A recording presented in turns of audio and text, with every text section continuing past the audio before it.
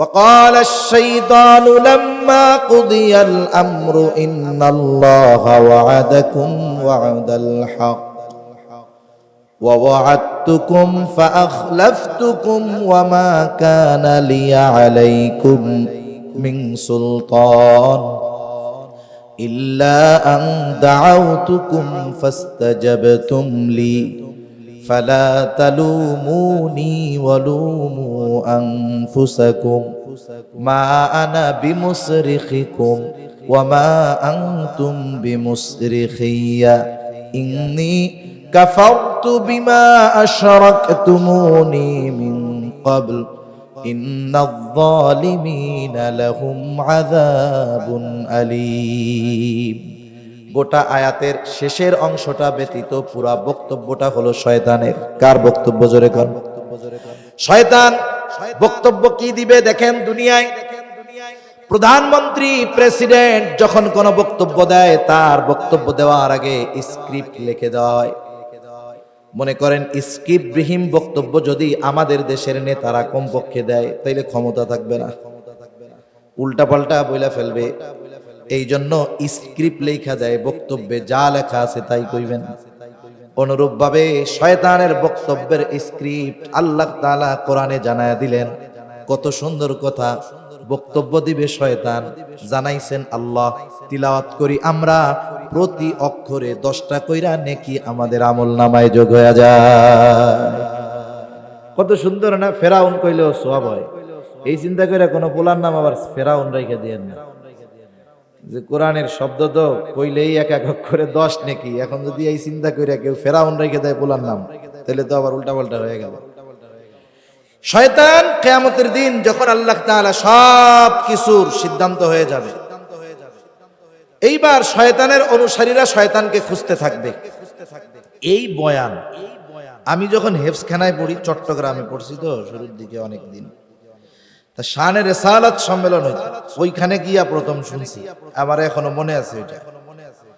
তা বক্তব্য কি বলবে? শয়তানকে এবার তার অনুসারীরা খুঁজবে, কারণ সাহায্যের দরকার, নেতারে দরকার, খুঁজতে থাকবে। হঠাৎ করে দেখবে ওই যে শয়তানরে দেখা যায়, এবার সবাই মিলে ওর পিছনে দৌড় শুরু করবে। শয়তান কিছু দূর দৌড়িয়ে তাদের দিকে ঘুরে দাঁড়াবে, দাঁড়ায় বলবে দাঁড়াও দাঁড়াও দাঁড়াও। এখন নেতায় যখন এরকম করে, তার মানে কর্মী ভাবে এইবার মনে হয় একটা রাস্তা বাহির হবে।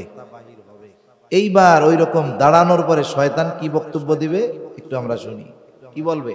প্রথম কথা তার, ইন্নাল্লাহা ওয়া'আদাকুম ওয়া'দাল হক, নিশ্চয় আল্লাহ তাআলা তোমাদের ব্যাপারে যে ওয়াদা দিয়েছেন, আল্লাহ তাআলার ওয়াদা সত্য। কি ওয়াদা দিছে আল্লাহ? আল্লাহর ওয়াদা হলো বান্দা ঈমান আনো, নেক আমল করো, ঠিকানা হবে জান্নাত। ঈমান আনবা না, আমার কথা মানবা না, কোরআন অস্বীকার করবা, ঠিকানা হবে জাহান্নাম। সোজা কথা আর কি। তাহলে শয়তান প্রথমেই বলবে তোমাদের ব্যাপারে আল্লাহ তাআলা যেই ওয়াদা দিয়েছে, ওয়াদাল হক, এটা সত্য ওয়াদা, সত্য প্রতিশ্রুতি। আল্লাহ তাআলার প্রতিশ্রুতি সত্য। যেমন আযানের দোয়া যখন পড়া হয়, বলে ইন্নাল্লাহা লা ইউখলিফুল মিআদ, আল্লাহ তাআলা কখনো প্রতিশ্রুতি ভঙ্গ করেন না। এই পৃথিবীতে মূল দল কয়টা? জোরে বলেন না কয়টা? দুইটা। একটা হলো আল্লাহর দল, আর একটা হলো শয়তানের দল। আমাদের প্রত্যেককে তো এই চেষ্টা করা উচিত আমরা যেন আল্লাহ তাআলার দলে দলভুক্ত হতে পারি। শয়তানের দল থেকে বেঁচে থাকা দরকার, কারণ আল্লাহ সুবহানাহু ওয়া তাআলা আদম আলাইহিস সালাতু ওয়াস সালামকে সৃষ্টি করেছেন, আদেশ দিলেন উসজুদু লি আদম। ওইখানে ইবলিসও আছে, সব ফেরেশতারাও আছে। আল্লাহ তাআলার নির্দেশ উসজুদু লি আদম, যে তোমরা আদমকে সিজদা করো। স্পেসিফিক ভাবে আলাদা ভাবে শয়তানকে বলার কোনো প্রয়োজন নাই, কারণ উলামা হযরতরা আছেন, কোরআনুল কারীমে অনেক নির্দেশ আছে যে আল্লাহ তাআলা নির্দেশটা দেওয়ার ক্ষেত্রে শুধুমাত্র বোঝানোর জন্য বলতেছি, পুরুষবাচক শব্দ ব্যবহার করছে। শব্দ দুই প্রকার হয় না? পুরুষবাচক শব্দ ব্যবহার করছে। কিন্তু ওই নির্দেশটা শুধু পুরুষের জন্য নয়, নির্দেশটা নারী পুরুষ উভয়ের জন্যই। কথা বুঝতে পারছেন নিশ্চয়ই? আপনারা সজাগ আছেন? আপনাদের তো ঢিল ঢাল ভাব মনে হইতেছে, নাকি রাত 10টা এই জায়গায় অনেক রাত? তাকবীর দেন, নারায়ে তাকবীর। একটা অনুরোধ করব, রাখবেন কথা। মনে করেন মাহফিলে গেলে অনেক জায়গায় শ্রোতা ওয়াইজের কথা শুনবে কি শুনবে না, আমল করবে কি করবে না, এটা বোঝা যায় কেমনে? মনে করেন অনেক জায়গায় মাহফিলে গিয়া ওয়াইজ অনেক সময় সামনে ফাঁকা জায়গা দেখা বলে আপনারা একটু সামনে আগায় বসেন। প্যান্ডেলে যারা আছে সবাই কথাটা শুনে, কিন্তু কেউ একটু সামনে আগায় বসেন। 5-6 বার বলার পরেও আগায় না। এখন আপনারা কোন, যেই শ্রোতা ওয়াইজের এই কথা যে একটু আগায় বসেন, এই কথাটা যারা শুনে না, তাদেরকে যে হুজুর ওয়াজ কইরা সুদবাদ দিতে কয়, সুদবাদ দিবে? তারা একটু পেছন থেকে সামনে নড়ে না, এরা সুদ ছাড়বে, এটাকে বিশ্বাস করা যায়? আশা করি আপনারা তো এরকম না। তাহলে আপনাদের কাছে অনুরোধ, মাঠ ভরা দেখা যাওয়ার দরকার নেই। আমরা দ্বীনি মজলিসের সৌন্দর্য রক্ষার্থে, আদব রক্ষার্থে আপনারা মুরব্বীরা যারা আছেন, আমি আগের থেকে একটু মাপ চেয়ে নেই। কারণ আপনাদের একটু কষ্ট হলেও রাসূলের একটা সুন্নাহর উপরে আমল করার লক্ষ্যে একটু মেহেরবানি করে আমার কাছে কাছে এসে বসেন, যেন আপনাদেরকেও আমি একটু ভালো মতো দেখতে পারি, আপনারাও যেন আমার একটু ভালো মতো দেখতে পারেন। একটু আগে আগে আসি, একটু মেহেরবানি করে তাড়াতাড়ি চলে আসি। তাহলে হ্যাঁ, চলে আসে। এই সময় আবার সুযোগও আছে, যদি কেউ চলে যাইতে চায় সেও যাইতে পারবে। কারণ এতক্ষণ দাঁড়াইয়া লজ্জা পাইবো যে দাঁড়াই যদি হুজুরে আবার কয় যে শয়তান দেখানোর ওয়াজ করে, বুঝেন নাই? এখন এই যে যখন দাঁড়া করাইছি, অনেকে আছে ফজরের নামাজের জরুরত, অনেকের হালকা জরুরত, চিন্তা করতেছে আমরা একটু বাহির দিয়ে হাইটা আসি। ওনারাও যাইতে পারলো, আপনারাও একটু নইড়া বসলেন, সুন্দর লাগতেছে এখন। তা যে কথা বলতেছিলাম, গোটা পৃথিবীতে দল মূলত দুইটা, একটা হলো আল্লাহর দল, আর একটা হলো শয়তানের দল। মুসলমানের ঘরে মুসলমানের পরিচয়ে সেও শয়তানের দলের লোক হতে পারে কি পারে না? পারে। তা আদম আলাইহিস সালাতু ওয়াস সালামকে সিজদা কর আদেশ দিলেন আল্লাহ তাআলা, সিজদা করার।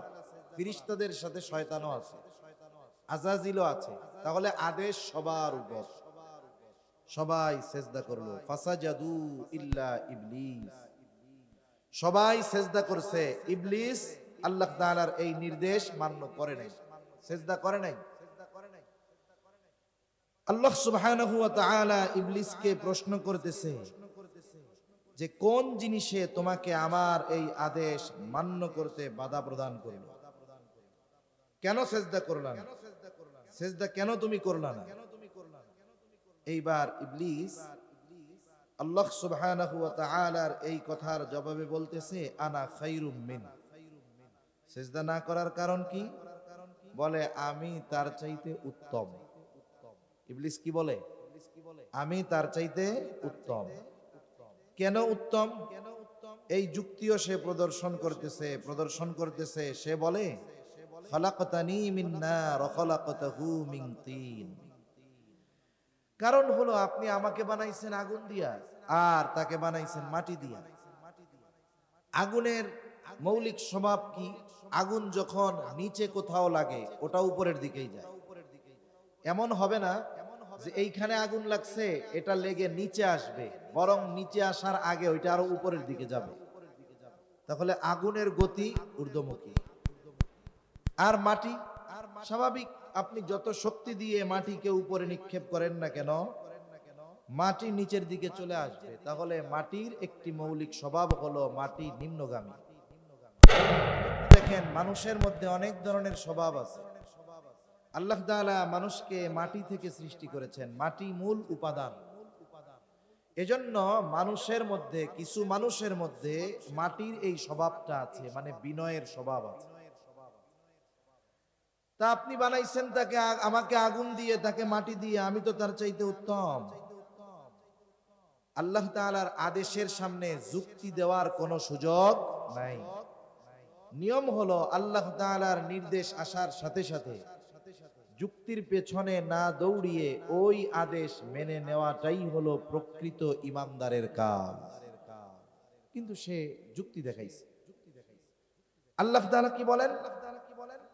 ক্বালা ফাখরুজ মিনহা ফাইন্নাকা রাজীম ওয়া ইন্না আলাইকা লা'নাতি ইলা ইয়াউমিদ্দিন। আল্লাহ রাব্বুল আলামিন বললেন, বের হয়ে যা মারদুদ। জান্নাতে অবস্থান করতেছিল, কিন্তু এই কারণে আল্লাহ তাআলা তাকে বের করে দিলেন। শুধু তাই না, আল্লাহ তাআলা বলেন, ওয়া ইন্না আলাইকা লা'নাতি ইলা ইয়াউমিদ্দিন, তোর উপরে কিয়ামতের দিবস পর্যন্ত আমি আল্লাহ তাআলার লানাত। আল্লাহ রাব্বুল আলামিন তাকে বের করে দিলেন। এইবার ইবলিস বলে, ক্বালা রাব্বি ফাআনযিরনি ইলা ইয়াউমি ইউবআসুন। একটা জিনিস হলো ইবলিসের একটা স্বভাব, যে তার উপরে আল্লাহ তাআলা রাগান্বিত হওয়ার পরেও, লানত দেওয়ার পরেও ওর মধ্যে এই চিন্তা আসে নাই যে আমি এত বড় এক অন্যায় করেই যেহেতু ফেলেছি, আল্লাহ তাআলা তো রহমানুর রহিম, আমি ক্ষমা চাই, আল্লাহ মাফ করে দিবে। ও চিন্তা ওর মধ্যে আসেনি, বরং তার এই উগ্রতা, অহংকার তাকে আরো বড় পাপের দিকে ঠেলে দিয়েছে। এই জন্য সমাজে অনেক মানুষ আছে, আমাদের আইম্মে মাসাজিদ, সম্মানিত আইম্মে মাসাজিদ যারা আছেন তারা বুঝবেন, যখন অনেক সময় আমাদের সম্মানিত ইমাম সাহেবেরা দেখা যায় সুদের ব্যাপারে বলে, ঘুষের ব্যাপারে বলে, হারামের ব্যাপারে বলে, যদি তার কোনো মুসল্লি এই ধরনের কর্মকাণ্ডে জড়িত থাকে, অনেকে এই বিষয়গুলোর বয়ান শোনার পরে চিন্তা করে না এ কাজগুলো আর করা যাবে না। কমপক্ষে এই ফিল, এই অনুভূতি তার মধ্যে আসে যে না, পাপটা ছেড়ে দিতে হবে। তার মানে একটা লোককে যদি দ্বীনের কথা বলবার পর তার মধ্যে কমপক্ষে এতটুকু অনুশোচনা জাগ্রত হয়, আশা করা যায় একটা সময় এই লোকটা সঠিক পথে ফিরে আসতে পারবে। কিন্তু এর ব্যতিক্রমও আছে। দেখা গেল সুদের ব্যাপারে বলেছেন, ঘুষের ব্যাপারে বলেছেন, মাদকের ব্যাপারে বলেছেন, মাদক সেবী, মাদক কারবারি, সুদখোর, ঘুষখোর নমনীয়তা প্রদর্শন তো করেই নাই, বরং উল্টা অ্যাকশনে গেছে। আমাদের ইমাম সাহেবরা তো নীরব মানুষ, এই জন্য দেখা যায় গভর্নমেন্ট এক সময় মাদকের বিরুদ্ধে জিরো টলারেন্স ঘোষণা করেছে, অথচ মাদকের ক্ষতি নিয়ে যখন আমাদের ইমাম সাহেবেরা কথা বলেছেন, অনেক সময় ওই মাদক ব্যবসায়ীরা আমাদের ইমাম সাহেবদের উপরে অস্ত্রের আঘাত চালিয়েছে। তা এই যে যাদেরকে দ্বীনের কথা, কোরআন হাদিসের কথা দিয়ে বলার পরে যে পাপ থেকে ফিরে আসার ব্যাপারে উদ্বুদ্ধ করা হয়, এরপরে যদি এদের মধ্যে উগ্রতা ভাব পরিলক্ষিত হয়, আপনি লেখা রাখেন এর নসিবে হেদায়েত নাই। আল্লাহ যদি চায় ওটা ভিন্ন, ওটা ব্যতিক্রম, কিন্তু হাজারে একটা পাবেন না যে তাকে আপনি কোরআন সুন্নাহ দিয়ে বুঝায় কথা বলেছেন, আর সে এই কথার প্রতিবাদে যিনি বলেছে তার উপরে আঘাত করেছে। এই ধরনের মানুষের পরিবর্তন এটা গোবরে পদ্ম ফুল ফোটার মতো, খুব কম হয়। ইবলিস তার অহংকারের মাত্রা আরো বাড়ায় দিয়েছে। আল্লাহ তাআলা বলেছে বের হয়ে যা, কিয়ামত পর্যন্ত লানাত। ও যদি হয়তো আল্লাহ তাআলার কাছে ক্ষমা চাইতো, আল্লাহ মাফ করে দিত। কিন্তু অহংকারের রোগ এমন এক রোগ, হিংসার রোগ এমন এক রোগ, হিংসুক যেমন নিজে জ্বলে অপরকেও জ্বালায়, আর অহংকার এমন এক রোগ, নবীজি বলেন লা ইয়াদখুলুল জান্নাতা মান কানা ফি কলবিহি মিসকালা হাববাতিন মিন কিবর। যার অন্তরের মধ্যে যারা পরিমাণ অহংকার আছে, নবীজি বলেন সে জান্নাতে প্রবেশ করতে পারবে না। শয়তান আরো বনি আদমের পরে আরো ক্ষুব্ধ হয়েছে, না ওর কারণে আমার এরকম কথা কইল, তাহলে যা শত্রু বানায় নিলাম। এবার আল্লাহ তাআলার কাছে সে কয়েকটা ফরিয়াদ জানাইছে, তাফসীরের মধ্যেও আসছে। আল্লাহ রাব্বুল আলামিন তাকে নির্দিষ্ট একটা মেয়াদ কাল পর্যন্ত অবকাশ দিয়েছেন, কিন্তু সে আল্লাহ তাআলার কাছে বলে ক্বালা রাব্বি ফাআনযিরনি ইলা ইয়াউমি ইউবআসুন। আপনি আমাকে অবকাশ দেন, সুযোগ দেন, কোন পর্যন্ত? বলে ইলা ইয়াউমি ইউবআসুন, পুনরুত্থান দিবস পর্যন্ত। আল্লাহ তাআলা তার এই দাবি মঞ্জুর করেছেন। সাথে সাথে আরো কয়েকটা জিনিস সে চেয়েছে, তাফসীরের মধ্যে আসছে। সে আল্লাহ তাআলার কাছে বলেছে, আল্লাহ, আমি তো আদম সন্তানদের মাঝে ফিতনা ফাসাদ সৃষ্টি করব, মারামারি, খুনোখুনি, হানাহানি, দাম্পত্য জীবনে কলহ বিবাদ সৃষ্টি করব। মানুষ যদি আমার অবস্থান দেখে ফেলে তাহলে আমার জন্য এটাও অনিরাপদ হবে। আপনি আমাকে এমন এক ক্ষমতা দেন যেন মানুষ আমাকে দেখতে না পারে। আল্লাহ তাআলা শয়তানকে কতটুকু ক্ষমতা দিয়েছে একটু খেয়াল দিয়ে শুনেন। আল্লাহর নবী বলেন, ইন্নাশ শাইতানা ইয়াজরি মাজরাদ দাম, শয়তান মানুষের রক্তের মধ্যে প্রবাহিত হতে পারে। এই জন্য মাঝে মধ্যে কিছু লোক দেখবেন, এগুলো দ্বীনের ক্ষেত্রে না, কেউ তারে কিছু কইছে,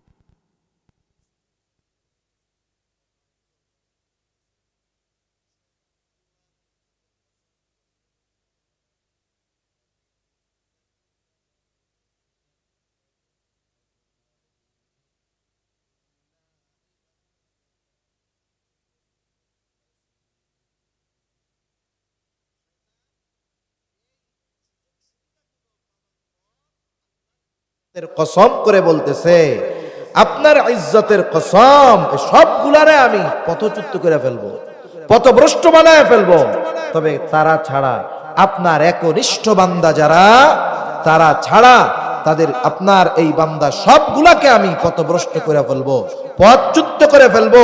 এদের দ্বারা আল্লাহ বলেন, আমিও তোর আর তোর অনুসারীদের দ্বারা জাহান্নামকে পরিপূর্ণ করে ফেলবো। তাহলে দুনিয়াতে শয়তানের মিশন কি? আল্লাহ তাআলা মিনকা ওয়া মিম্মান তাবিআকা মিনহুম আজমাইন, আল্লাহ তাআলা বলেন, আমি তোর এবং তোর অনুসারীদের মাধ্যমে জাহান্নামকে কি করব? পরিপূর্ণ করে দেব। বলেন তো, আল্লাহ তাআলার এই বক্তব্যের ভিতরে কোনো অস্পষ্টতা আছে? জোরে বলেন না, আছে? যে এখানে হুজুর যা কইছেন, কি কইছেন কিছু বুঝলাম না, কোনো অস্পষ্টতা আছে? কোনো অস্পষ্টতা নেই। তাহলে দুনিয়াতে শয়তানের মিশন কি? শয়তানের মিশন হলো আমাদেরকে তার দলের অনুসারী বানানো এবং তার দল ভারী করা, এবং তার দলের লোকরা দুনিয়ার চাকচিক্যময় জিন্দেগি লাভ করবে।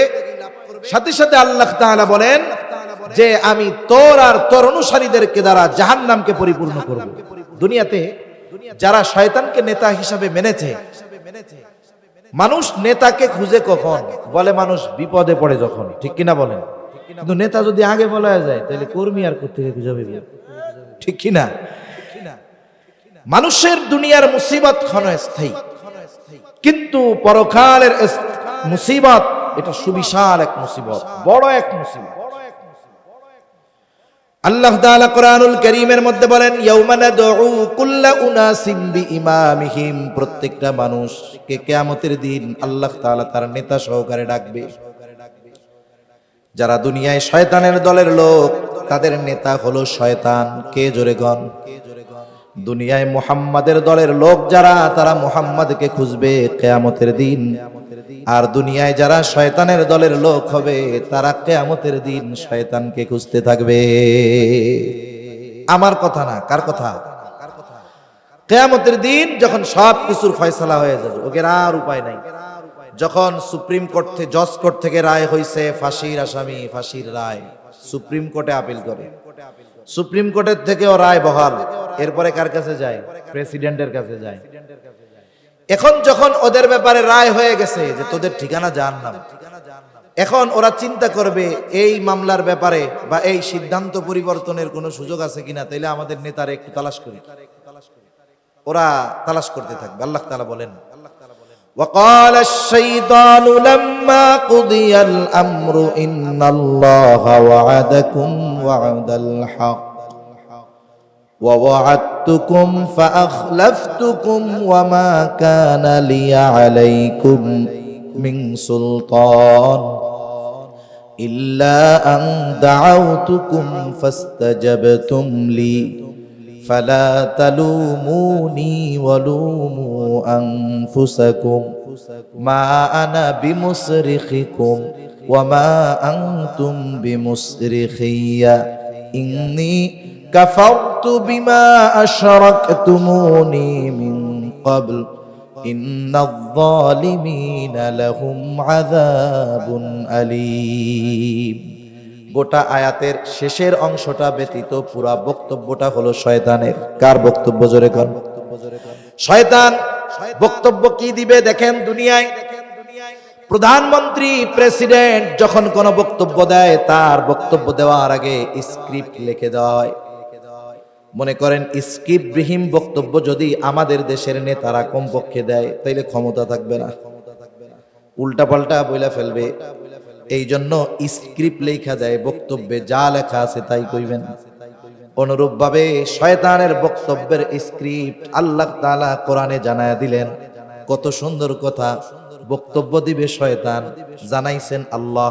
তিলাওয়াত করি আমরা, প্রতি অক্ষরে 10টা কইরা নেকি আমাদের আমলনামায় যোগ হয়ে যায়।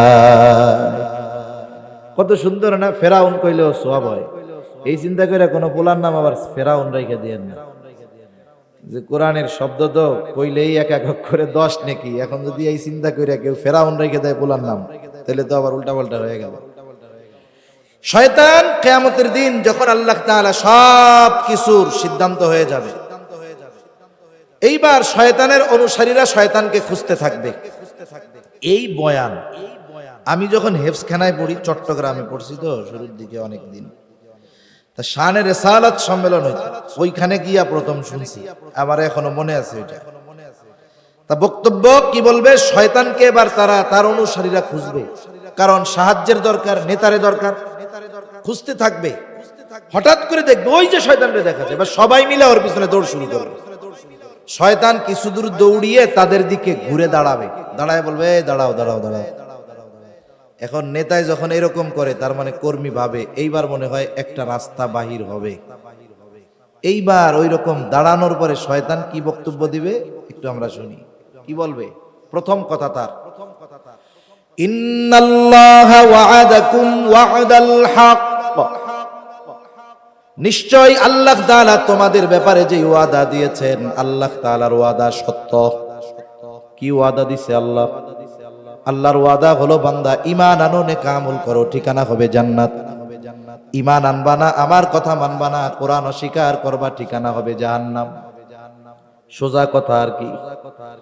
তাহলে শয়তান প্রথমেই বলবে তোমাদের ব্যাপারে আল্লাহ তাআলা যেই ওয়াদা দিয়েছে, ওয়াদাল হক, এটা সত্য ওয়াদা, সত্য প্রতিশ্রুতি। আল্লাহ তাআলার প্রতিশ্রুতি সত্য, যেমন আজানের দোয়া যখন পড়া হয় বলে ইন্নাল্লাহা লা ইউখলিফুল মিয়াদ, আল্লাহ তাআলা কখনো প্রতিশ্রুতি ভঙ্গ করেন না।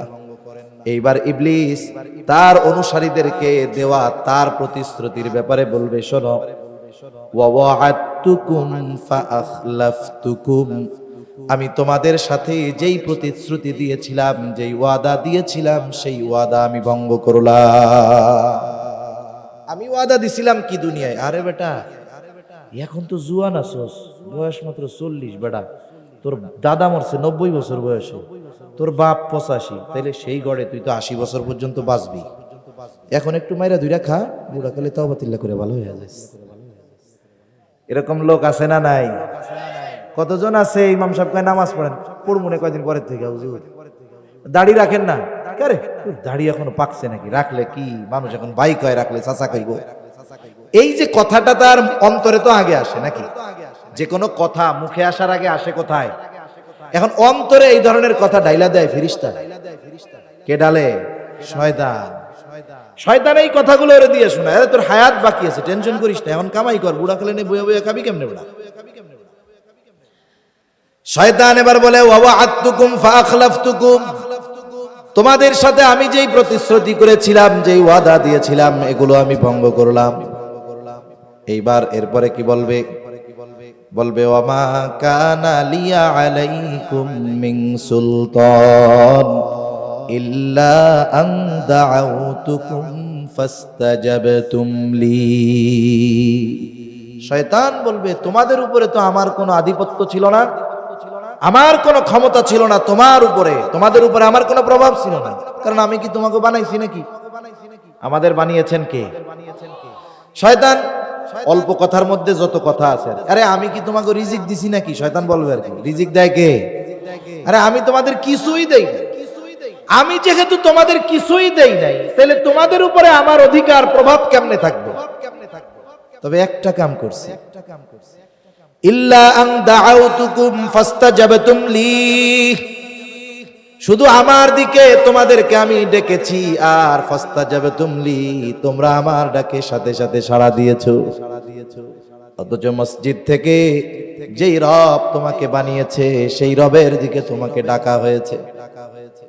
মসজিদ থেকে মুয়াজ্জিন আজান দেয়, আমরা মনে করি হুজুরের 10,000 টাকা বেতন দিয়ে রাখছি, হুজুরের কামই তো আজান দেওয়া। মুয়াজ্জিন সারা বছর সঠিক সময়ে আজান দিবে, দেখবেন কোনো কথা নাই।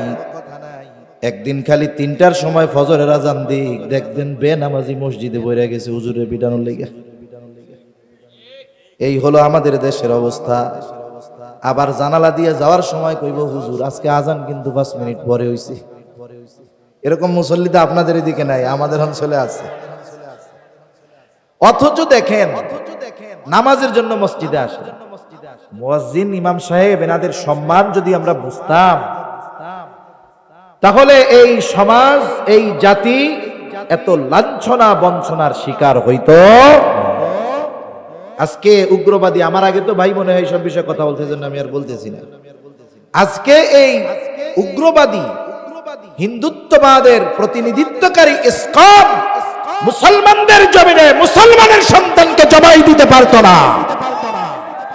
এর জন্য দায়ী সাধারণ পাবলিক। ইমামদের কথা শোনে না, মনে করে খালি নামাজ পড়াবে আর কবরের নিচের ওয়াজ করবে, আর কিছু বলতে পারবে না। মনে রাখবেন, ইমামদের মুখ আপনারা বন্ধ করবেন, আর আপনাদের কল্লা থেকে, দেহ থেকে কল্লা ওরা ফলায়া দিবে। এবং সেজন্য ইমামদেরকে ওপেন উইলিংলি কথা বলতে দিতে হবে, কারণ ইমামেরা রাষ্ট্র, সমাজ, ব্যক্তিগত, পারিবারিক জীবনের ত্রুটি বিচ্যুতিগুলো তুলে ধরেন, যাতে করে এগুলো পরিশুদ্ধ করে আমরা শক্তিশালী এক জাতিতে পরিণত হতে পারি। ঠিক কিনা বল? বুঝ আমাদের থাকতে হবে। মুয়াজ্জিন কে মনে করতেছে এটা হলো বেতন দিয়ে রাখছি, টাইম মতো আজান দিবে, না দিলে ওই যে হাজির, টাকা দেই না মিয়া, আজান পরে দিছেন আগে দিছেন। কিন্তু এই আল্লাহর বান্দা যে কর্মটা করে, ইমাম সাহেব যে পরিমাণ ডিউটি করে, লক্ষ টাকা বেতন দিলেও হবে না। হবে বলেন? হবে না। সে যে কাজ করতেছে নিঃসন্দেহে ইখলাস নিয়েই করে, নাইলে প্রতিদিনের 24 ঘন্টা ডিউটি যেই ওজিফা আমরা ইমামদেরকে দেই, কেউ থাকবে না। এই যে মুয়াজ্জিন সাহেব আজান দেন, কত সম্মান তার, সে মাইকের মাধ্যমে নিজের দিকে কাউকে ডাকে না, ডাকে কার দিকে? জোরে কর। মুয়াজ্জিন হলো মূলত আল্লাহ তাআলার মুখপত্র, প্রেস সচিব। দেখেন না, প্রধান উপদেষ্টা সব কথা নিজে কয় না, প্রধানমন্ত্রী সব কথা নিজে বলে না, তার একজন সচিব থাকে, সচিব সব কথাগুলো সাংবাদিকের সামনে বলে।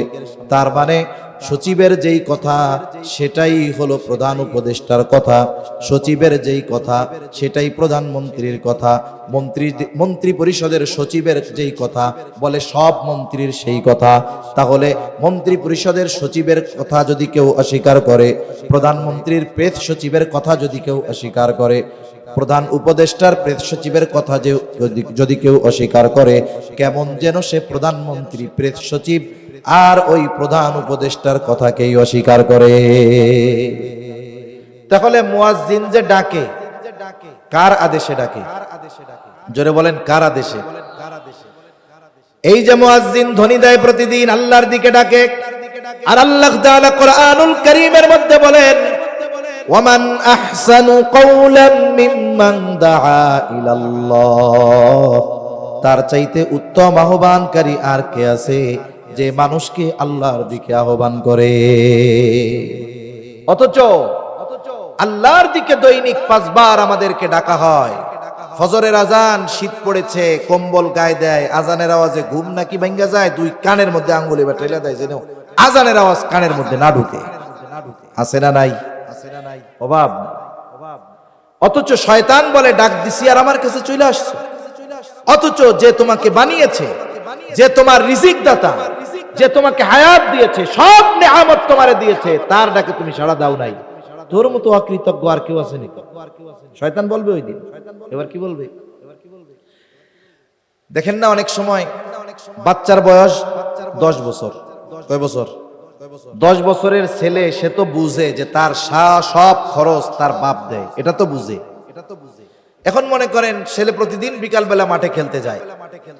একদিন বিকাল বেলায় ওর আব্বা ওরে কইছে, আজকে তোর আর খেলতে যাওয়ার উপায় নাই, আমার সাথে তুই বিকাল বেলা কাজ করবি।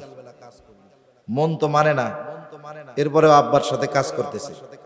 এখন যেই বন্ধু প্রতিদিন ওরে বাড়ির পাশ দিয়ে যাওয়ার সময় ডাক দেয়, ও আজকেও যাওয়ার সময় ডাক দিচ্ছে, ও আব্দুর রহিম, আমি ব্যাট বল নিয়ে কিন্তু মাঠে যাইতেছি। বলেন তো, বাপের সাথে আব্দুর রহিম কাজ করবে, কিন্তু ওর কলিজাটা ছিঁড়ে যাবে। মনে হবে কি, জোরে আব্দুর রহিম আমারে ডাকতেছে, আব্দুল সামাদ, আমি যদি না যাই আমার দিল শেষ। তার মানে ও জানে যে ওর বাপ ওর সব খরচ দেয়, এরপরেও একটা দিন বিকালে বাবার সাথে কাজ করবে, বন্ধু ডাক দেওয়ার সাথে সাথে আর সহ্য হয় না, কলিজা ছিঁড়া যায়। আমাকে অবস্থা এরকম। আমরা জানি যে আমাদের রিজিক দেয় আল্লাহ, বানাইছে আল্লাহ, কিন্তু শয়তানের পথে যখন ডাকা হয় সব ভুলে শয়তানের পেছনে দৌড় শুরু করে। ঠিক কিনা কোন? শয়তান ওই কথাই বলে, ইল্লা আন দাআউতুকুম ফাস্তাজাবতুম লি, তোমাদের উপরে আমার কোনো ক্ষমতা নাই, কারণ আমি তোমাদের বানাই নাই, রিজিক দেই নাই, কিছুই দেই নাই, তবে একটা কাজ করেছি, শুধু ডাকছি, তোমরা আমার ডাকে সাড়া দিয়ে ছুটে এসেছো। শোনো, ফালা তালুমুনি ওয়ালুমু আনফুসাকুম, আজকে তোমরা আমাকে ভৎসনা কইরো না, বরং তোমরা নিজেরা নিজেদেরকে ভৎসনা করো। আমারে ভৎসনা দিও না, তিরস্কার কইরো না, তোমরাই তো নাফরমান। এই তোর আল্লাহ তোরে দিছে, তুই আল্লাহর ডাক না শুনে আমার ডাকছিস কেন? শয়তান সেদিন বলবে, আমার কথা না শুনে কেন, আল্লাহর কথা না শুনে কেন শুনলি?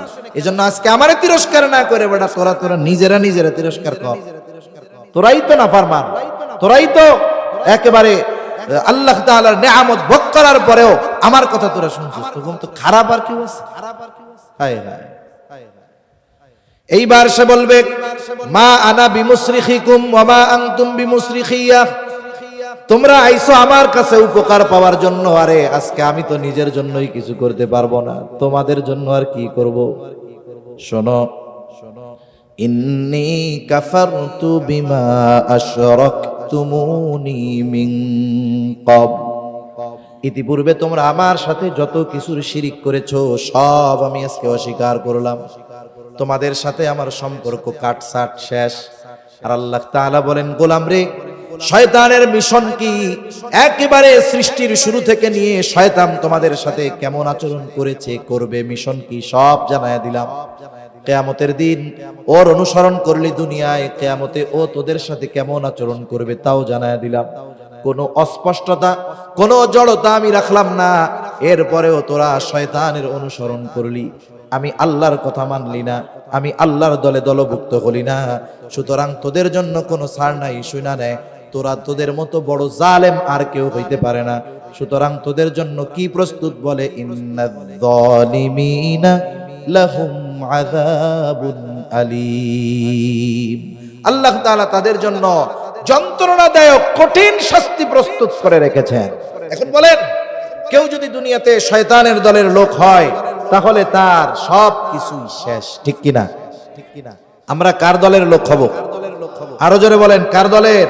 আল্লাহর দলের লোক। এখন আসেন যে আয়াতগুলো তিলাওয়াত করেছিলাম ওই দিকে যাই, তাইলে আমার এই মূল কথাগুলো বুঝতে সহজ হবে। এই জন্য এত কথা বললাম, কষ্ট হয় নাই তো আপনাদের? আল্লাহ তাআলা বলেন, শয়তানের দলের অনুসরণকারী যারা, এদের অবস্থা কি? দেখবেন একজন ব্ল্যাক ম্যাজিকার যখন একজনকে ব্ল্যাক ম্যাজিক করে, জাদু করে, তাকে সব কিছু থেকে ভুলায় রাখে।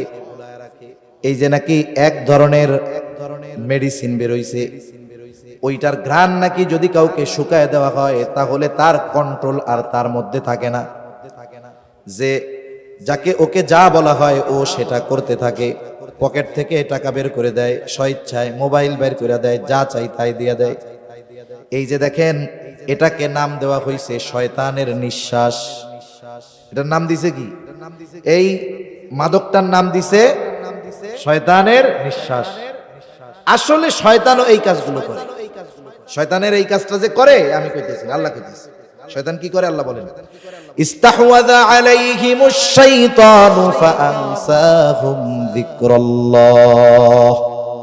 শয়তানের দলের অনুসরণকারী যারা, শয়তান ওদেরকে বশীভূত করে ফেলেছে, শয়তান ওদেরকে নিয়ন্ত্রণে নিয়ে নিয়েছে এবং ওদেরকে আল্লাহ তাআলার স্মরণ থেকে গাফেল বানায় দিয়েছে। আল্লাহর স্মরণ ভুলায় দিয়েছে, আল্লাহর হুকুম আহকাম ভুলে গিয়েছে, নামাজের কথা ভুলে গিয়েছে, হারাম হালালের কথা ভুলে গিয়েছে। শয়তান ওদেরকে নিজের কন্ট্রোলের মধ্যে নিয়ে নিয়েছে। যারা আল্লাহ তাআলার জিকির স্মরণ ভুলে গিয়েছে, শয়তানের কর্মকাণ্ডগুলো যারা করতেছে, আল্লাহ তাআলা বলেন এই মানুষগুলোই হলো শয়তানের দলের লোক। উলাইকা হিজবুশ শাইতান আলা ইন্না হিজবাশ শাইতানি হুমুল খাসিরুন। আল্লাহ তাআলা বলেন এরাই হলো শয়তানের দলের লোক। আর শুনে রাখো, শয়তানের দল যারা, তারাই ক্ষতিগ্রস্ত। তার মানে যারা আল্লাহর হুকুম আহকাম মানে না, দ্বীনের উপরে চলে না, ইসলাম বিদ্বেষী মনোভাব লালন করে, উলামায়ে কেরামের ব্যাপারে বিষোদ্গার করে, মসজিদের ইমামদের মুয়াজ্জিনদের সাথে খারাপ আচরণ করে, বুঝতে হবে ও মুসলমানের ঘরে জন্ম নিতে পারে কিন্তু ও শয়তানের দলের লোক।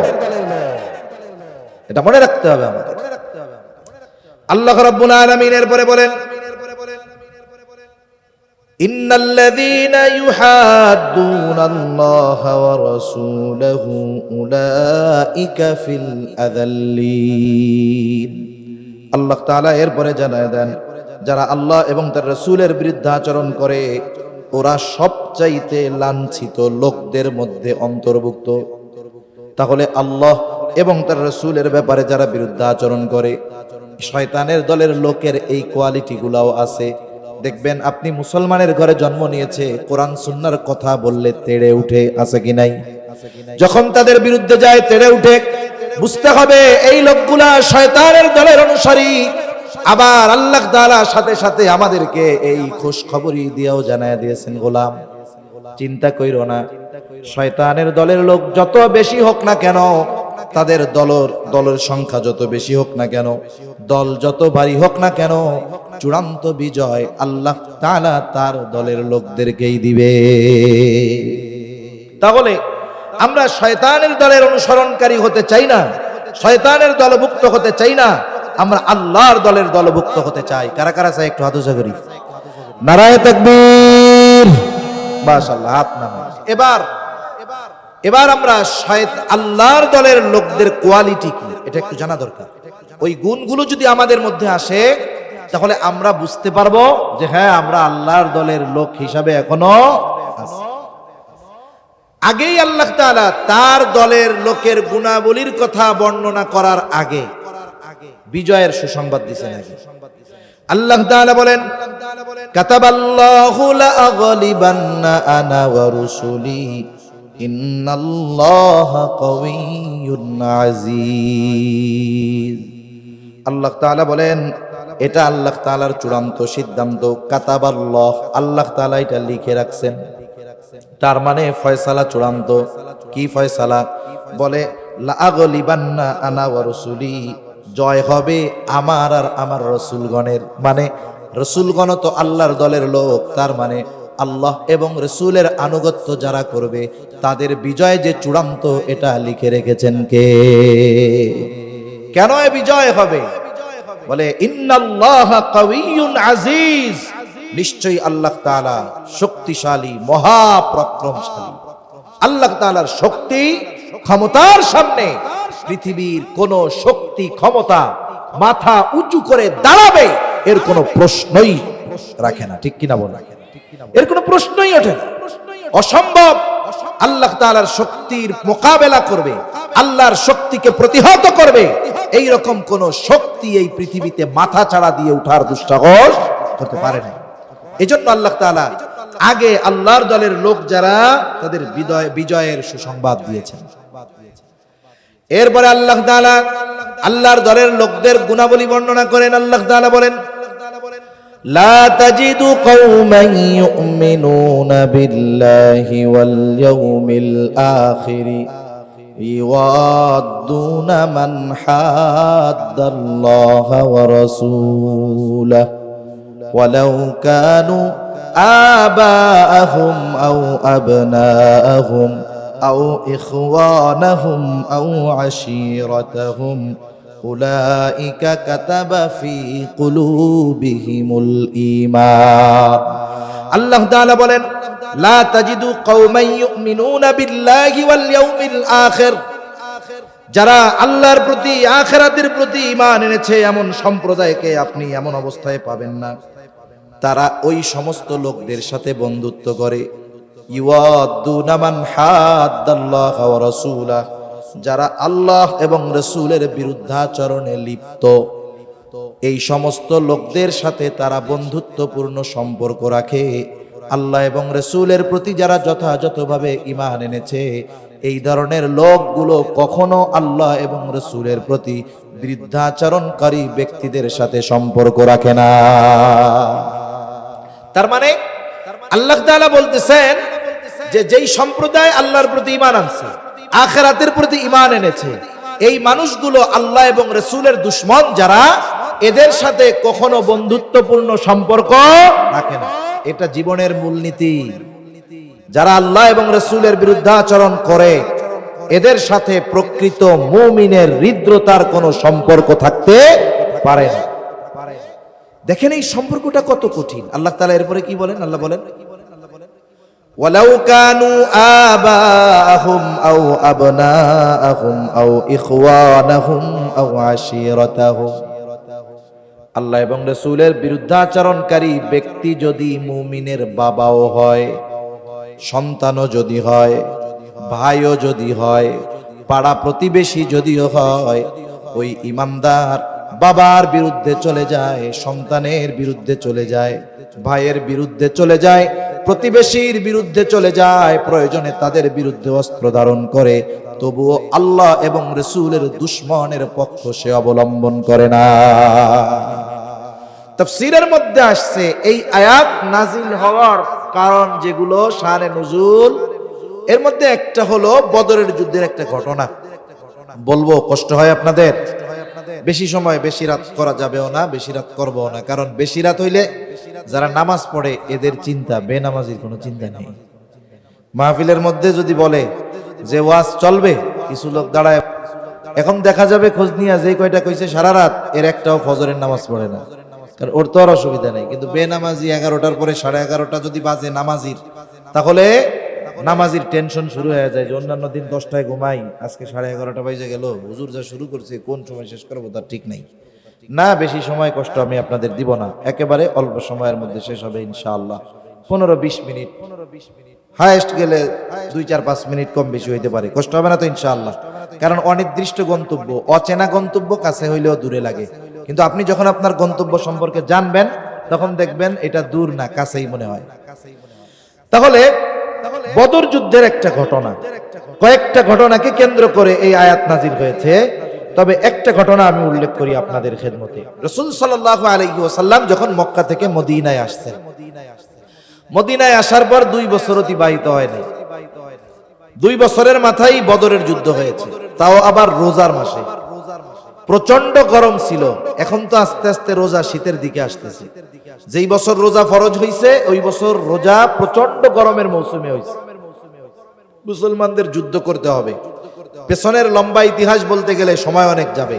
মূল কথা হলো, প্রথমে যুদ্ধ লাগার প্রস্তুতি নবীজিরও ছিল না।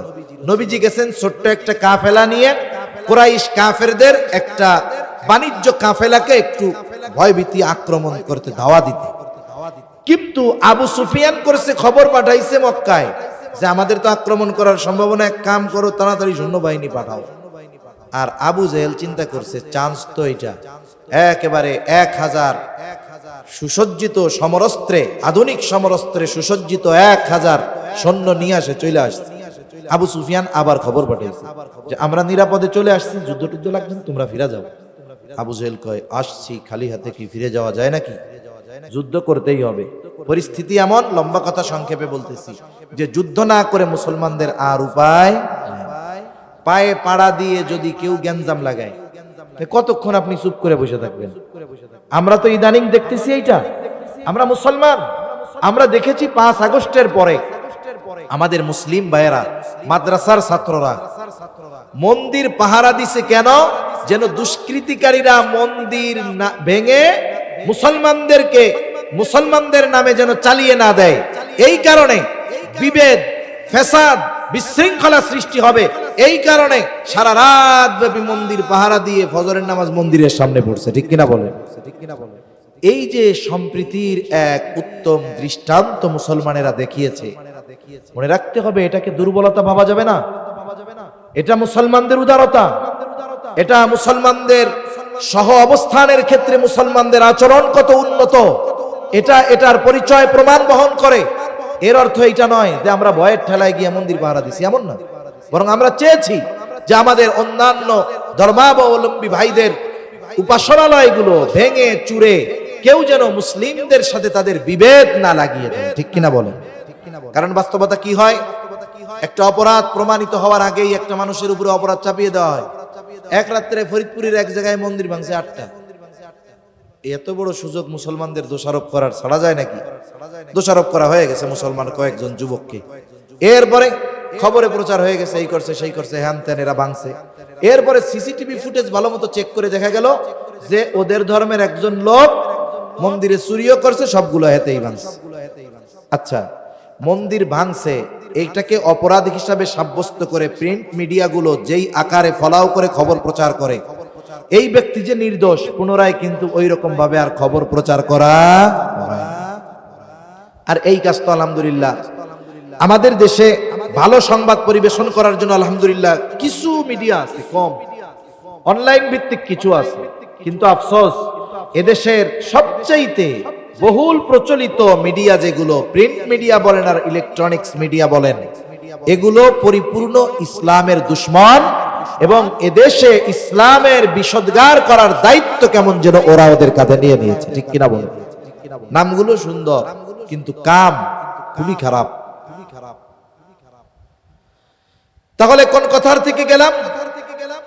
যে আমরা মুসলমানেরা আবু জেহেল, উতবা, সাইবা ওরা চিন্তা করছে যে না, আর থামানো যাবে না, যুদ্ধ আমাদের করতেই হবে, পায়ে পাড়া দিয়ে যুদ্ধ করতে আসছে। এই কথার থেকে গেলাম।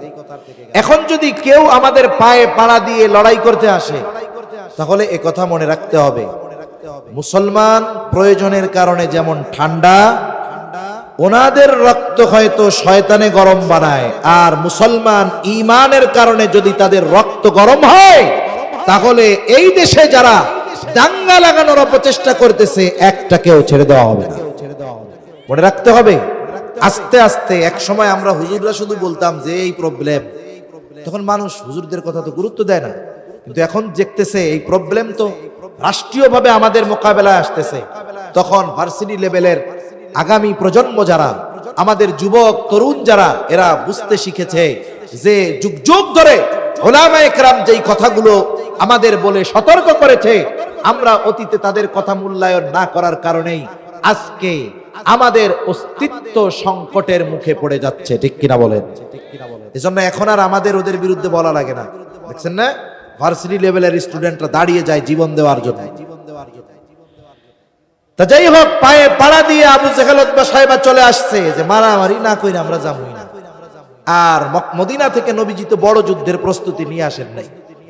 মদিনা থেকে প্রায় 70 মাইল দূর প্রস্তুতি নবীজি নিয়ে আসেন নাই, কিন্তু অবস্থা এরকম, যুদ্ধ না করে উপায় আর নেই।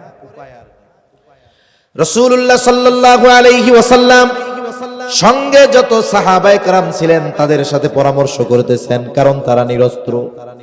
কোন কোন বর্ণনায় আসতে তরবারি ছিল মাত্র 3টা, এক পক্ষে 1000 সশস্ত্র সৈন্য, আর এক পক্ষে 313 জন সৈন্য।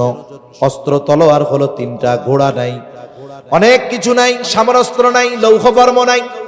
আবার প্রথম বছরের রোজা, প্রচন্ড গরম, উত্তপ্ত মরুভূমির মধ্যে যুদ্ধ করতে হবে। নবীজি মুহাজির এবং আনসার উভয় দলের সাহাবায়ে কেরামদেরকে নিয়ে বসলেন, পরামর্শ চাইলেন কি করা যায়। মুহাজিরদের থেকে পরামর্শ চাওয়া হলো, কারণ এই যুদ্ধ মুহাজিরেরা করবে তাদের বাবার বিরুদ্ধে, ভাইয়ের বিরুদ্ধে, সন্তানের বিরুদ্ধে, আত্মীয়র বিরুদ্ধে। কিন্তু মুহাজিরদের পক্ষ থেকে যেই জবাব, তার সারমর্ম হলো, ইয়া রাসূলুল্লাহ, আমরা আপনার জন্য, আপনার সাথে ঈমানের জন্য দেশ ত্যাগ করেছি, সব ত্যাগ করেছি, জীবন যদি দিতে হয় দিতে আমরা প্রস্তুত। আনসারদেরকে জিজ্ঞাসা করা হলো, তোমরা কি বলো? এইবার একজন দাঁড়ায় বলে, ইয়া রাসূলুল্লাহ, আমরা আপনার সামনে, পেছনে, ডানে বামে, চতুর্দিকে অবস্থান করে এমন ভাবে যুদ্ধ করব যে আপনি আমাদের লড়াই দেখে খুশি হয়ে যাবেন।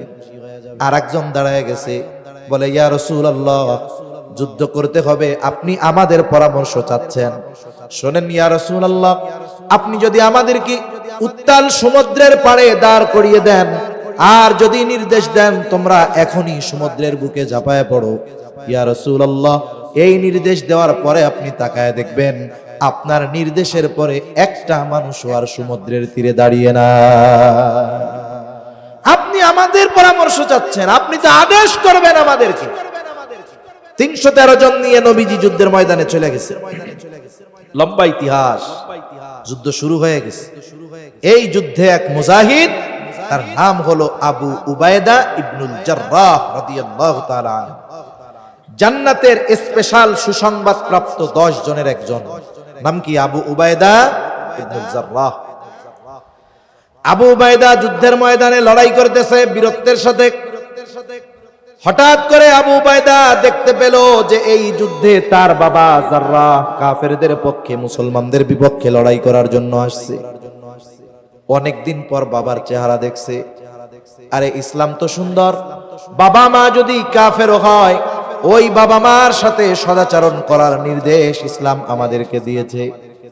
আসমা বিনতে আবু বকর রাদিয়াল্লাহু তাআলা নবীজির কাছে আয়েশা বলে, ইয়া রাসূলুল্লাহ, আমার মা, ইনি একজন মুশরিকা, ইসলামকে ঘৃণা করে, আপনারে ঘৃণা করে, উনি মাঝে মধ্যে আমার কাছে আসে, আমি ওনার সাথে কেমন আচরণ করব?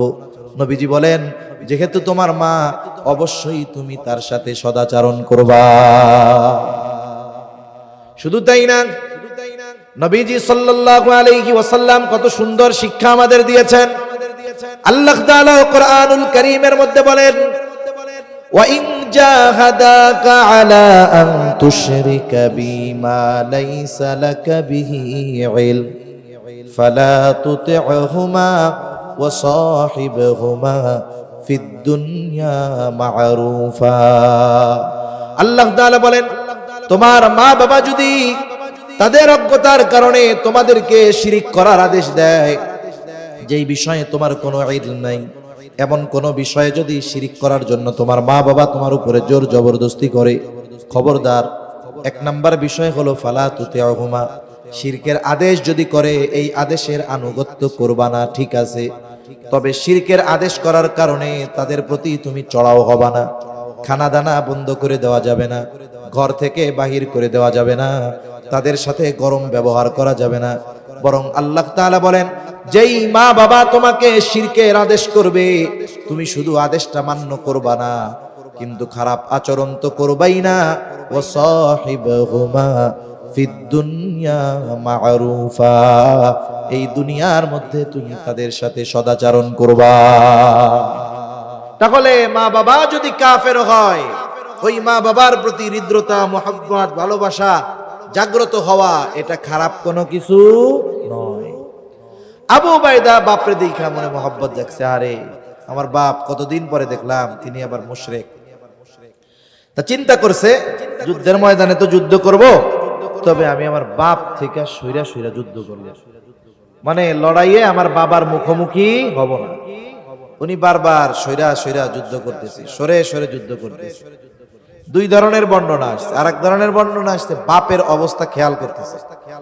বাপ কি করে, উনি একবার দেখলেন যে নবীর দিকে অগ্রসর হয়েছে, উনি গিয়া ফিরায় দিছে। আর একবার দেখলেন ফিরায় দিছে।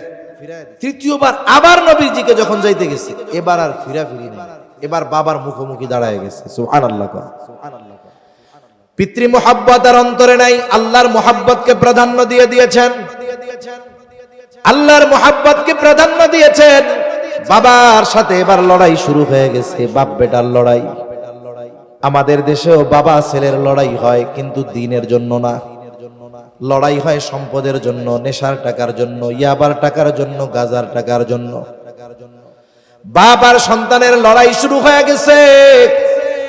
আবু উবাইদা বাবার সাথে লড়াই করতেছে।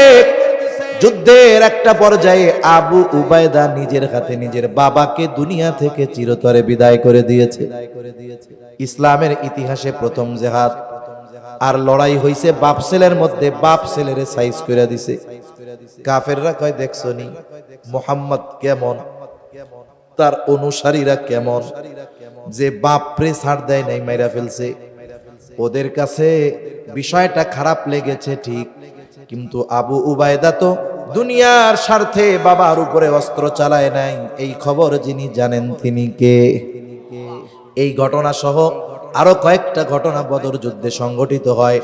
আল্লাহর রাসূলও চিন্তিত, আর আল্লাহ রব্বুল আলামিন এই ঘটনা, এই আয়াত নাজিল করে ওই ঘটনাগুলো যাদের মাধ্যমে সংগঠিত হয়েছে, আল্লাহ তাআলা স্বয়ং তাদের প্রশংসা এই আয়াতে করেছে, যে ওরা এমন ইমানদার, আল্লাহ এবং রাসূলের বিরুদ্ধে যারা বিরুদ্ধাচরণ করে, ওরা বাপ হইলেও এটারে ছাইড়া দেয় না, পোলা হইলেও ছাইড়া দেয় না, আরে ভাই হইলেও ছাইড়া দেয় না, পাড়া প্রতিবেশী যে হয় হোক, তারা ছেড়ে দেয় না।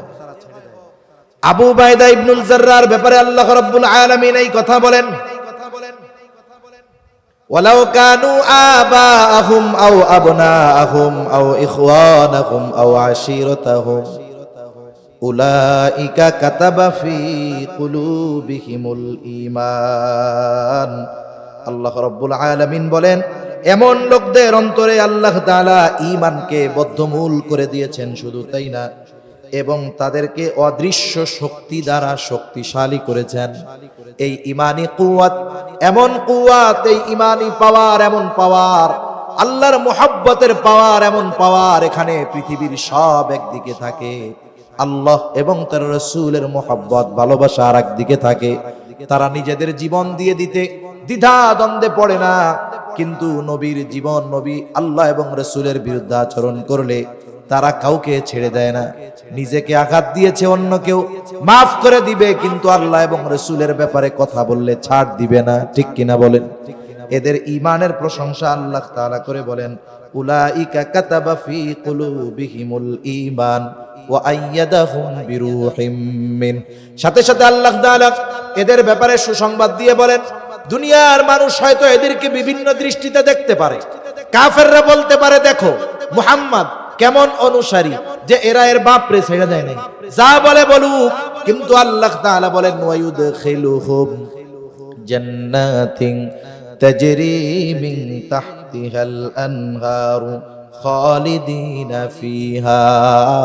এই সমস্ত মানুষ হলো এমন মানুষ, আল্লাহ তাআলা বলেন তিনি তাদেরকে এমন জান্নাতে প্রবেশ করাবেন, যেই জান্নাতের পাদদেশ দিয়ে আছে প্রবাহিত নহর। ওইখানে তারা চিরকাল অবস্থান করবে। শুধু তাই না, আল্লাহ তাআলা তাদের এই কর্মে কাফেররা যত খুশি হোক না কেন, আর আল্লাহ তাআলা বলেন রাদিয়াল্লাহু আনহুম ওয়া রাদু আন। দুনিয়ার মানুষ যা বলে বলুক, আল্লাহ তাআলা তাদের উপরে সন্তুষ্ট, তারাও আল্লাহর উপরে সন্তুষ্ট। কোরআনুল কারীমের মধ্যে কোন শব্দ যদি আগে পরে থাকে এরও তাৎপর্য আছে, কোন শব্দ যদি দ্বিবচন হয় এরও একটা কারণ আছে, কোন শব্দ যদি বহুবচন হয় এর মধ্যেও বহু কারণ আছে। আল্লাহ তাআলা আগে বলতেছে যে আল্লাহ তাদের উপরে সন্তুষ্ট, তারাও আল্লাহর উপরে সন্তুষ্ট। তার মানে এরা আল্লাহ এবং রাসূলের আনুগত্যতার দিক দিয়ে কত উঁচু পর্যায়ে পৌঁছিয়েছে যে আল্লাহ বলতেছেন আগে আমি তাদের উপরে সন্তুষ্ট হইছি, এরপরে এরা আমার উপরে সন্তুষ্ট হয়েছে। তার মানে এই দ্বীনের উপরে চলাটা আল্লাহ তাআলাই তাদের জন্য সহজ করে দিয়েছেন। ঠিক কিনা বলেন? এই গুণে গুণান্বিত যারা, তার মানে আল্লাহ এবং রাসূলের ব্যাপারে কাউকে বিন্দু পরিমাণ ছাড় দিতে রাজি নাই, ইসলামের ব্যাপারে বিন্দু পরিমাণ ছাড় দিতে রাজি নাই। এতে জীবন নিজেরটা যায় যাক, এটা বাপেরটা যায় যাক, সন্তানের জীবন চলে যায় যাক, যারা পিছু হটে না, দুনিয়ার মানুষ যা বলে বলুক, কিন্তু আল্লাহ তাআলা বলেন উলাইকা হিজবুল্লাহ, এই মানুষগুলোই হলো আল্লাহ তাআলার দল। সুবহানাল্লাহ। এখন বলেন আমরা কার দলের লোক হব? আল্লাহ এবং রাসূলের বিরুদ্ধাচরণ যদি নিজের বাপ করে সম্পর্ক কাট, সন্তান করবে সম্পর্ক কাট, নেতা করবে সম্পর্ক কাট। অথচ যেখানে উচিত ছিল আল্লাহ এবং রাসূলের বিরুদ্ধাচরণ করলে, ইসলামের বিরুদ্ধাচরণ করলে, কোরআনের বিরুদ্ধাচরণ করলে বাপ হলেও ছেড়ে দিতে হবে, কোনো সুযোগ নাই, ছাড় নাই।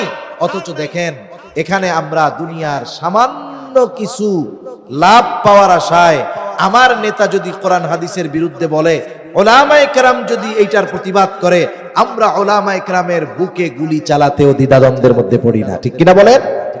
তাহলে যারা চালাইলো এরা কার দলের লোক? শয়তানের দলের লোক। আর যারা আল্লাহ এবং আল্লাহর রাসূলের মুহাব্বতে কোনো পরোয়া করলো না, আল্লাহ তাআলা বলেন না মইরা যায় যাক, মরে গেলেও এরা জয়ী, মরে গেলেও এরা কি? মনে রাখবেন, বেঁচে থাকলেই কেউ জয়ী হয় না, মরে গেলেও কি হয়? জয়ী হয়। এই ঘটনা বা এই উপমা দিতে গেলে লম্বা সময় চলে যাবে। জিহাদের ময়দানে যুদ্ধে গেছে, মনে করেন আল্লাহর জন্য জিহাদ করতে গেছে, এই জিহাদে গিয়া ও মইরা গেছে, ওর দল ঠকে গেছে, ও মরছে, দলও কি হইছে? ঠকছে। বলেন তো ও মইরা কি হেরে গেছে? জিতছে না। এজন্য আল্লাহর দলের লোক মরলেও লাভ, বাইজা থাকলেও লাভ। আল্লাহর দলের লোক মরলেও জয়ী, জয়ী হইলেও জয়ী। সুবহানাল্লাহ কন্যা। এজন্য আল্লাহ সুবহানাহু ওয়া তাআলা বলেন উলাইকা হিজবুল্লাহ, এই গুণে যারা গুণান্বিত হইতে পারছে তারাই হলো আমি আল্লাহর দলের লোক। আর আল্লাহর দলের লোকের ব্যাপারে আল্লাহ তাআলা বলেন আলা ইন্না হিজবাল্লাহি হুমুল মুফলিহুন, জাইনা রাখো পৃথিবীতে যত দল থাকুক না কেন, আল্লাহর দলের লোকই হবে সফল কাম। চূড়ান্ত সফলতা কার দলের? জোরে বলেন না কার দলের? এজন্য মনে রাখতে হবে এই পৃথিবী থেকে অনেক ধর্ম আছে, সব মাথার থেকে উঠায় ফেলেন। ইসলাম আর নন ইসলাম দল দুইটা, আল্লাহর দল, শয়তানের দল। যদি এই আলোকে আপনি আপনার আশেপাশের লোকদের দিকে নজর দেন, কে বন্ধু, কে শত্রু, কে আপনার কল্যাণকামী, কে আপনার দুশ্মন, এক নজরে ব্রেনের মধ্যে নিয়ে আসতে পারবেন ইনশাআল্লাহ। আল্লাহ সুবহানাহু ওয়া তাআলা আমাদের সকলকে তার দলে দলভুক্ত হওয়ার তৌফিক দান করেন। জবান খুলে বলি আমিন। ওয়া আখির দাওয়ানা আনিল হামদুলিল্লাহি রাব্বিল আলামিন।